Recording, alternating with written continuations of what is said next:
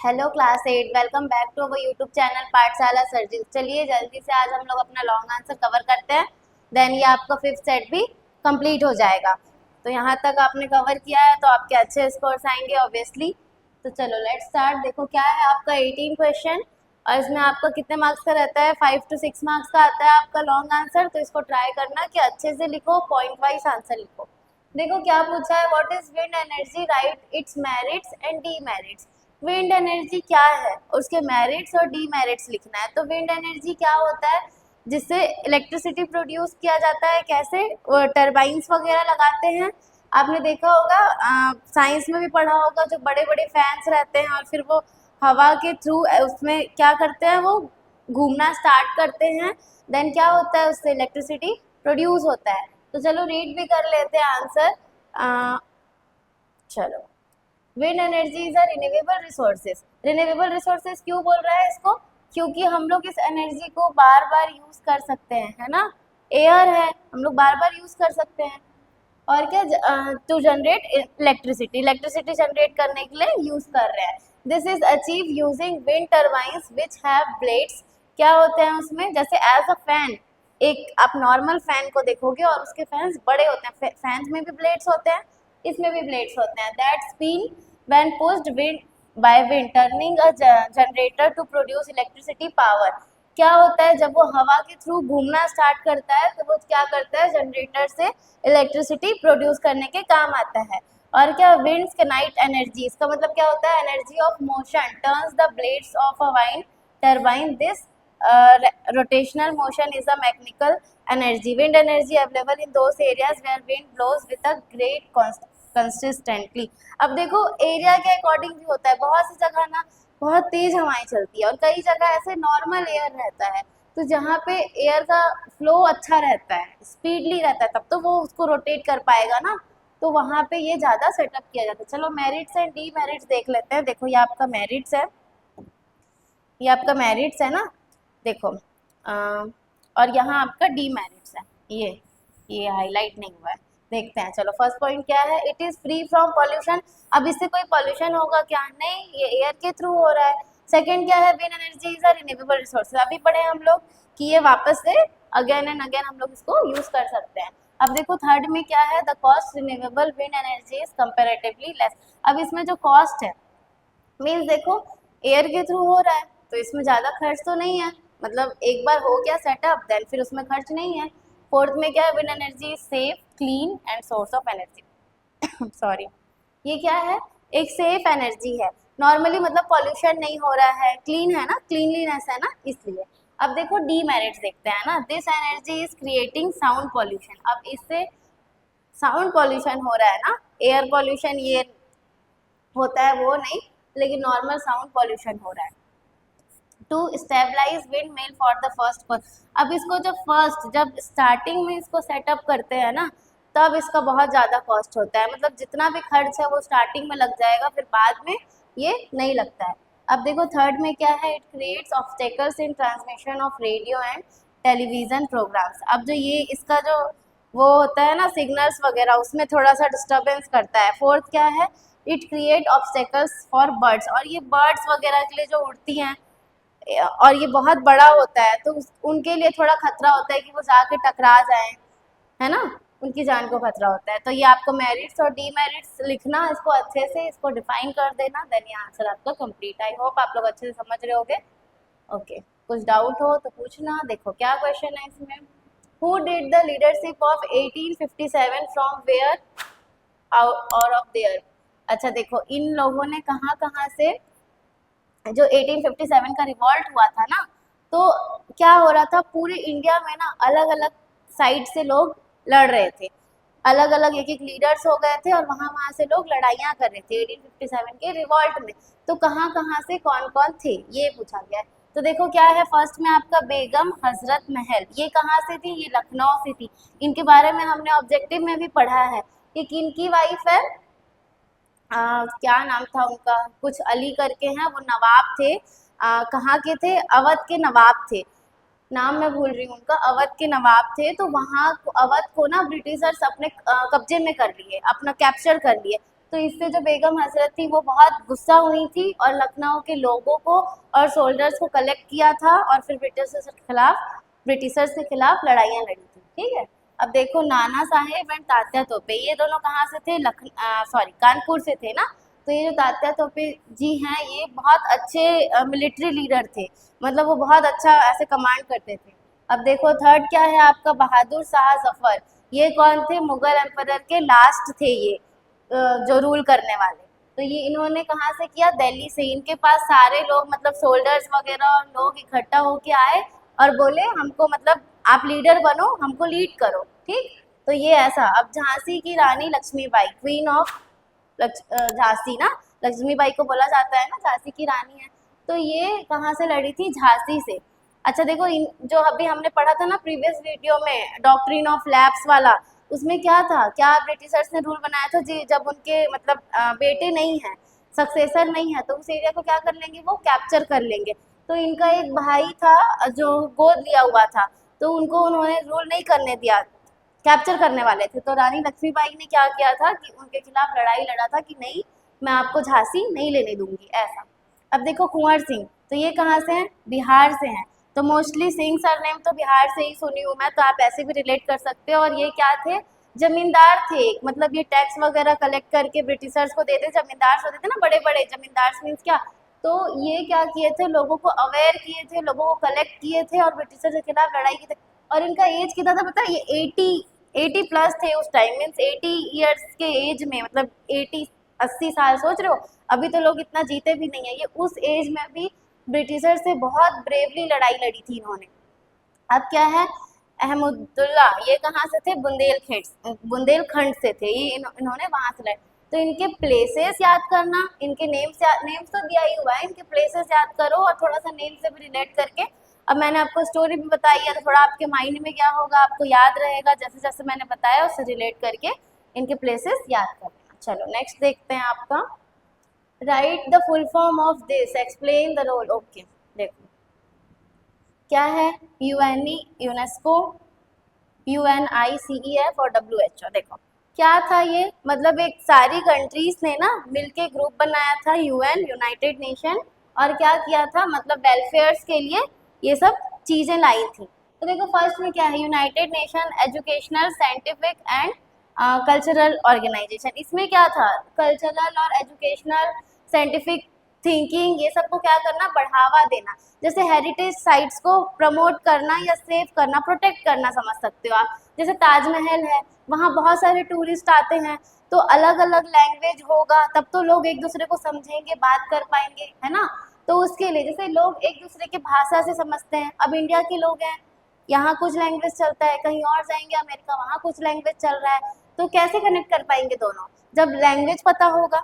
तो ये सारी चीज़ें इसमें इसके लिए। अब देखो UNICEF का क्या? United nation international children emergency fund. ये क्या था? ये चाइल्ड को हेल्प करता था, मीन्स उनको एजुकेशन देना, है ना, गरीब बच्चों को पढ़ाई प्रोवाइड करना, मतलब उनको एजुकेशन देना, उनको कुछ फैसिलिटी देना, उनको फूड प्रोवाइड करना, ये सब इसमें आ जाएगा, उनके हेल्थ पे ध्यान देना। अब देखो ये WHO, ये तो वर्ल्ड हेल्थ ऑर्गेनाइजेशन है, इसमें क्या होता है कि सारे लोगों को नॉर्मल हेल्थ का फैसिलिटी देना। और क्या? जैसे गरीब बच्चे हैं उनको क्या? टीका लगवाना, है ना, होता है ना, ये जैसे पोलियो वगैरह का टीका लगता है बच्चों को, तो जो गरीब देश है वहाँ के लोगों को ये सब प्रोवाइड करना।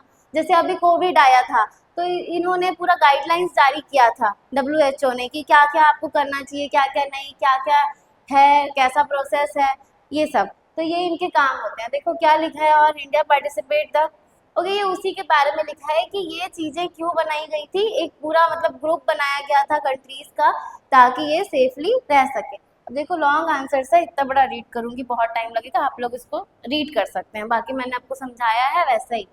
ठीक, चलो नेक्स्ट करूँ। देखो 19 का और है, देखते हैं क्या है इसमें। शॉर्ट नोट है आपका, अहमदाबाद मील, और क्या? चौरी चौरा इंसिडेंट ना, और क्या है? जंगल सत्याग्रह। तो देखते हैं ये सारे क्या क्या हुए थे, इसमें क्या क्या है। तो देखो फर्स्ट आपका है अहमदाबाद मील सत्याग्रह। इसमें क्या हुआ था? इस यहाँ ना मील में ना लोग काम करते थे, और उस समय क्या हुआ था, बहुत मतलब महंगाई बढ़ गई थी, सारे चीज़ों के दाम बढ़ गए थे, और वहाँ बहुत सारे लेबर काम करते थे ना, ये अच्छा खासा बड़ा मिल था, टेक्सटाइल का कुछ था, यहाँ लिखा होगा, अभी रीड करते हैं। और क्या वहाँ बहुत सारे लेबर्स काम करते थे, बहुत ज़्यादा महंगाई बढ़ गई थी, उन्होंने ओनर से डिमांड किया कि हमको थोड़ा सैलरी बढ़ा दो, जो वेजेस है उनका वो बढ़ा दो और बोनस प्रोवाइड करो। तो बोनस भी नहीं देते थे, सैलरी भी कम देते थे और काम बहुत ज़्यादा था, तो उसके ओनर ने मना कर दिया। तो यहाँ के जो लेबर्स थे वो गांधी जी से इंस्पायर्ड होके नॉर्मल ऐसे सत्याग्रह किए और फिर लास्ट में ओनर को मानना पड़ा और उनकी डिमांड पूरी करनी पड़ी। चलो रीड करते हैं क्या है। Ahmedabad mill Satyagraha took place in Ahmedabad. Ahmedabad में हुआ है ये। The price of thing they are going up, जो जितनी भी चीजें थी सारी की प्राइजेस बढ़ रही थी। Due to this labours we are facing problem. अब देखो हर चीज का महंगाई बढ़ रहा है, तो लेबर का जब वेजेस ही कम है, उसका सैलरी ही कम है, उनको पैसे ही कम दिए जा रहे हैं, तो वो कैसे कर सकता है। मतलब खाने पीने सारी चीज़ का रेट बढ़ गया, अब उसका वेजेस है जितना भी, आप एग्जांपल ले सकते हो, चलो चलो 1000 रुपीज़ वो अर्न कर रहा है, अब हर चीज़ उसका खाना दाल चावल ही उतने का आ रहा है, तो बाकी चीज़ें कैसे मैनेज करेगा। तो ये सारी प्रॉब्लम्स उन्होंने फेस की। In the mill the wage they are not increase, उन लोगों को बढ़ा नहीं रहे थे wages, and they they are not getting the bonus also, bonus भी नहीं प्रोवाइड किया जाता था। अब क्या, this labour told their problems to Gandhi ji. इन लेबर्स ने गांधी जी को प्रॉब्लम्स अपनी बताई और Gandhi ji under his leadership started movement. अब गांधी जी ने उनको ऐसा मूवमेंट स्टार्ट किया था। Other organisation also started cooperating Gandhi ji. Ultimately the mills owner had to fulfil the demand of labour. अब देखो गांधी जी जो थे ना, वो लड़ाइयाँ वगैरह में बिलीव नहीं करते थे। वो क्या करते थे, जैसे भूख हड़ताल कर लिए, है ना, अनशन कर लिए, और क्या, जैसे नमक सत्याग्रह, उन्होंने नमक छोड़ दिया था पूरा खाना ब्रिटिशर्स के खिलाफ, कि वो नमक में टैक्स लगाते थे, तो वो इस टाइप से स्टेप लेते थे। वो ऐसा नहीं करते थे कि मारपीट करो, उनको ये चीज़ बिल्कुल नहीं पसंद था, वायलेंस के वो पूरे खिलाफ थे, है ना। ये चीज़ तो आपको याद रखना पड़ेगा। चलो देखते हैं नेक्स्ट आपका क्या है, चौरी चौरा इंसिडेंट। इस इंसिडेंट में क्या हुआ था, चौरी चौरा इंसिडेंट, जब गांधी जी ने नॉन कॉपरेशन मूवमेंट चलाया था ना ब्रिटिशर्स के खिलाफ, की मतलब ब्रिटिश गवर्नमेंट को कॉपरेट नहीं किया जाए, क्योंकि वो हर चीज़ को मतलब स्ट्रिक्टली करवाते थे और कुछ भी वेलफेयर के लिए नहीं रहता था, सब अपने लिए करते थे ब्रिटिशर्स। तो क्या किए थे, नॉन कॉपरेशन मूवमेंट स्टार्ट किए थे, सारे लोग अलग अलग जगह से इसको कर रहे थे। तब एक इंसिडेंट क्या हुआ था, चौरी चौरा, वहाँ के लोग जब इस चीज़ के लिए रैली निकाल रहे थे नॉन कॉपरेशन मूवमेंट के लिए, तब क्या हुआ था, वहाँ के पुलिस वालों ने लाठी चार्ज कर दिया था लोगों पे। कि होता है ना, मतलब बहुत रैली वगैरह निकालते हैं, बहुत भीड़ वगैरह कर देते हैं, कभी कभी पुलिस को हैंडल करने के लिए लाठी चार्ज करना पड़ता है, मीन्स वो मतलब ऐसे फोर्सफुली पब्लिक को भगाते हैं कि नहीं जाओ करके, तो ऐसा, तो उस चीज़ से लोग बहुत ज़्यादा गुस्सा हो गए थे। और वो पुलिस स्टेशन था ना, वहाँ पूरा अंदर में पुलिस थे, बहुत सारे थे, उनको पूरा वो अंदर ही थे और वहाँ पूरी जगह में आग लगा दिया था, उतने पुलिस वाले पूरा उनका ख़त्म हो गए थे, वो डेथ हो गया था। तो ये इंसिडेंट जब गांधी जी सुनते हैं तब वो क्या करते हैं, नॉन कॉपरेशन मूवमेंट को वहीं पे ख़त्म कर देते हैं। क्यों, क्योंकि वायलेंस हो गया, लड़ाई झगड़ा हो गया। तो ये चीज़ वो ऐसा कभी नहीं किए हैं कि जहाँ पे लड़ाई हो या मारपीट हो या कोई भी इंसिडेंट हो, वो वहाँ से वो मूवमेंट ख़त्म कर देते थे। तो देखो रीड भी करते हैं क्या है। टुक प्लेस इन, कब हुआ था ये, 14 फरवरी 1922। डेट आपको याद रहना चाहिए, 14 फरवरी 1922 इन उत्तर प्रदेश, यूपी में हुआ है ये। Gandhi ji launch the non cooperation movement. देखो नॉन कॉपरेशन मूवमेंट उन्होंने लॉन्च किया ये। अब क्या, in support of the peaceful rally was organise by people here. The rally was going toward the police station. British soldiers stop them, जो वहाँ police officers थे वो रोकने की कोशिश किए। The conflict between demonstration the police to place, police did lathi charge, means वो भी नहीं माने होंगे तो पुलिस वालों ने क्या कर दिया, लाठी चार्ज कर दिया। Police ran to lock them the in police station demonstrate but police station on fire. उन्होंने पूरा पुलिस स्टेशन को जला दिया। कितने पुलिस थे देखो, 23 पुलिसमैन थे, मतलब इतने लोग थे उसके अंदर और लोग खत्म हो गए थे वहाँ। When Gandhi ji come to know about the decided to suspend the non cooperation movement. यहाँ उन्होंने खत्म कर दिया कब, on 12 February he took the non cooperation movement back. देखो 12 फरवरी को खत्म कर दिया था, ठीक है। तो ये ऐसे डेट थोड़ा सा याद रख लेना और समझ आया होगा आपको अहमदाबाद मिल और चौरी चौरा इंसिडेंट। अब एक क्या बच गया आपका, जंगल सत्याग्रह। ठीक है, ये है आपका जंगल सत्याग्रह। देखो इसमें क्या होता है, इसमें ब्रिटिशर्स इसमें भी क्या करते हैं, जंगल सत्याग्रह में ऐसा बैन लगा देते हैं, मतलब कि ट्राइबल्स हैं, जो नॉर्मल लोग हैं, वो जंगल में जाके वहाँ के रिसोर्सेज यूज ही नहीं कर सकते। अब बताओ, उस टाइम पे तो ऐसा नहीं था कि घर पे गैस सिलेंडर है, खाना बन जा रहा है, सब कुछ। अभी जैसे एनिमल्स नहीं होते हैं किसी के भी घर में, या गांव में देखने को मिलता है, मोस्टली सिटीज में नहीं। तो उस टाइम तो हर घर में ऐसे एनिमल्स को रखा जाता था। तो वो कहाँ चरने जाएंगे, जंगल जाते थे वो। अब जंगल में तो बैन है, वहाँ जा ही नहीं सकते लोग, वहाँ से लकड़ी नहीं ला सकते, तो उनका घर में खाना कैसे बनेगा। तो ये सारी चीजें मतलब लोगों को परेशान कर रही थी। तो क्या हुआ था फिर, ये जंगल सत्याग्रह। चलो देखते हैं, पढ़ते हैं क्या है। Played an important role, Jungle Satyagraha played an important role in civil disobedient movement of Gandhiji. This movement was an effective movement and it took place for a longer period of time. In this movement, the most important thing was that mostly the people of village and tribal people showed their bravely than the people of the cities. अब देखो यहाँ पे बोल रहे हैं कि जो ये वाला मूवमेंट हुआ था, सिविल डिसोबिडियंट मूवमेंट, उसमें क्या मोस्टली जो विलेज के लोग हैं वो ज़्यादा ब्रेवली क्या किए थे, कॉपरेट किए थे एज कम्पेयर टू सिटीज़। अब गांव के लोगों को ज़्यादा ये सब चीज़ें चाहिए होती है ना। During British rule there was prohibited of use forest, whereas the tribes वनवासी हैज़ द क्या है, hierarchical rights over the forest. Okay, देखो वही कि जब गांधी जी के हेल्प से इसको भी हटाया गया और लोगों को ये राइट्स दिया गया कि हाँ वो फॉरेस्ट का रिसोर्सेज का यूज़ कर सकते हैं। अब सिटीज़ में उतना नहीं रहता है उनको यूज़, लेकिन गांव के लोग के लिए बहुत ज़्यादा इम्पोर्टेंट है, उनका ये नीड्स है। और ट्राइबल्स तो वहीं रहते हैं भाई, उनका तो घर होता है वो, है ना। और ठीक है, ये एज आपको एग्जाम्पल दिया हुआ है, तो नेक्स्ट करती हूँ ना मैं। देखो ये आपका एज अ ग्राफ दिया है, अब आपको इसके अकॉर्डिंग ये सॉल्व करना है। तो देखो इसमें क्या दिया हुआ है, क्या पूछा है इसमें, see the picture and answer the following. Okay, ये पॉपुलेशन है आपका, ये आपका पॉपुलेशन गिवन है इन ऐसे बिलियंस में, और यहाँ पे आपका कंट्रीज दिया हुआ है। अब आपको इससे देख के ये क्वेश्चंस के आंसर करने हैं। देखो क्या बोला है फर्स्ट में, what is the population of India, India का क्या है। तो आप इधर से देख सकते हो इंडिया कहाँ पे है, वाह मुझे ही नहीं दिख रहा है India. Okay okay okay okay, Bharat लिखा हुआ है ना। तो देखो क्या है, 12 बिलियन मिलियन आंसर दिया है। तो देख रहे हो आप, इंडिया का ये वाला जो गया है यहाँ शो हो रहा है, ये यहाँ पे आ रहा है 1200 मिलियंस में। तो इसका आंसर आपका ये हो जाएगा। ऐसे आपको इसको ढूंढ के करना है। अब देखो नेक्स्ट क्या है, which country has the highest and lowest population. तो कौन सा कंट्री है जिसका सबसे ज़्यादा है और कौन सा कंट्री है जिसका सबसे कम है।